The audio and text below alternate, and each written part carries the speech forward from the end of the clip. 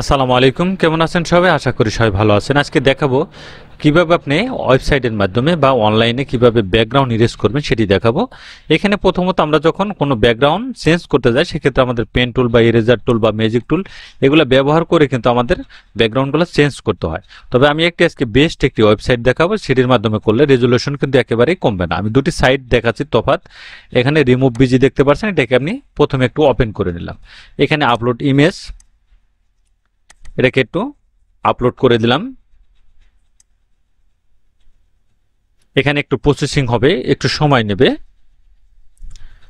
ব্যাকগ্রাউন্ডটা কিন্তু ইরেজ হয়ে গেছে। এখানে আমি অ্যাড ব্যাকগ্রাউন্ড, এখান থেকে কালার, এখান থেকে ফটো, যে কোনো ধরনের কালার আপনি এখানে ইফেক্ট আপনি বসাতে পারেন।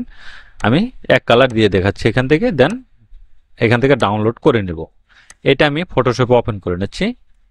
এখন দেখুন এটা রেজুলেশনটা কিন্তু অনেকটাই ফেটে গিয়েছে, দেখতে পাচ্ছেন রেজুলেশনটা কিন্তু একেবারে নাই বললেই চলে। দেখতে পাচ্ছেন আমি একটি সাইট থেকে এখন করব। আমি তফাৎ যদি দেখাই, এখানে আমি একটি সাইট দেখাচ্ছি, রিমুভ ফটো, দেখতে পাচ্ছেন এটি সাইটের নাম রিমুভ ফটো। এখানে আপলোড ইমেজ, এখানে আমি ওই ছবিটা আপলোড করে দেব। আপলোড করে দিচ্ছি। এখানে একটু সময় নেবে, ছবিটাকে ব্যাকগ্রাউন্ডটা ইরেজ করে দিবে। দেখুন এখানে কিন্তু একটু সময় নিচ্ছে।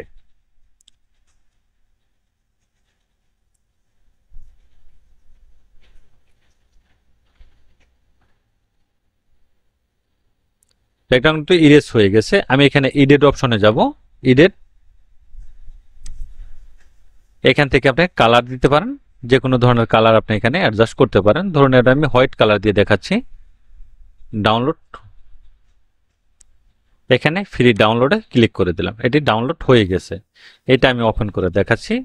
আরেকটি দাব এখানে দেখিয়ে দিচ্ছি। এখানে দেখুন ফটো রয়েছে। এখানে বিভিন্ন ধরনের ব্যাকগ্রাউন্ড কিন্তু আমি এখানে দিয়ে দিতে পারেন। ধরুন এই ব্যাকগ্রাউন্ডটা যদি দেন আপনি, দেখুন এখানে অ্যাডজাস্ট হয়ে গেছে। এই একটি ব্যাকগ্রাউন্ড রয়েছে।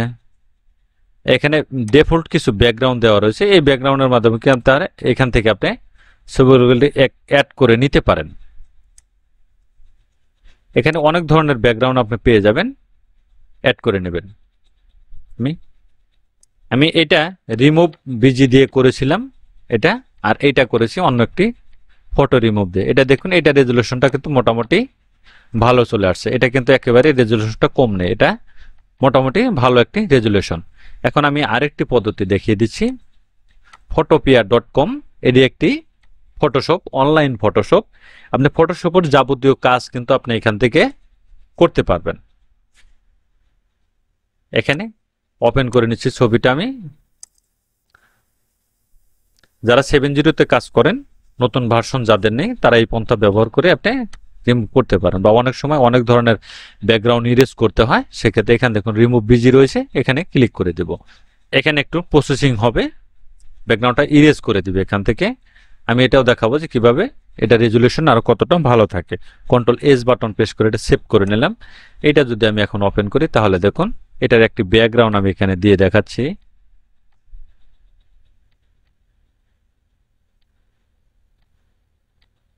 এটা ধরে নিয়ে নিচে ছেড়ে দিলাম।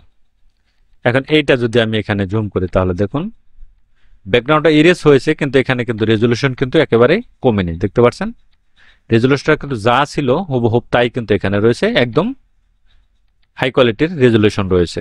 এখন তিনটি সাইটের মাধ্যমে আপনি করতে পারেন। এটা হলো ফটোশপ দিয়ে করেছি, এটা হলো এআই বিজি রিমুভার এটা দিয়ে করেছি, আর এটা হলো বিজি রিমুভার বিজি এটা দিয়ে করেছি। তিনটা রেজুলেশন কিন্তু তিন ধরনের। তবে বেস্ট হলো আপনার ফটোশপ যেটা করেছি সেটা কিন্তু অনেকটা বেস্ট। সেটা কিন্তু অনলাইনের মাধ্যমে আপনি করতে পারেন। এটা যদি আপনার যে কোনো ব্রাউজার যদি থাকে, আপনার ইন্টারনেট ব্যবস্থা থাকে, সেক্ষেত্রে আপনি এটা দিয়ে করতে পারেন। তবে এটা রেজুলেশন কিন্তু মোটামুটি ভালো, পাসপোর্ট ছবির ক্ষেত্রে একেবারে খারাপ না। মোটামুটি রেজুলেশন এটা ভালো করে দিবে। অনেকেই বলেছিলেন এক ক্লিকে ব্যাকগ্রাউন্ড রিমুভ করবেন, আমরা ওয়েবসাইট দিয়ে করি।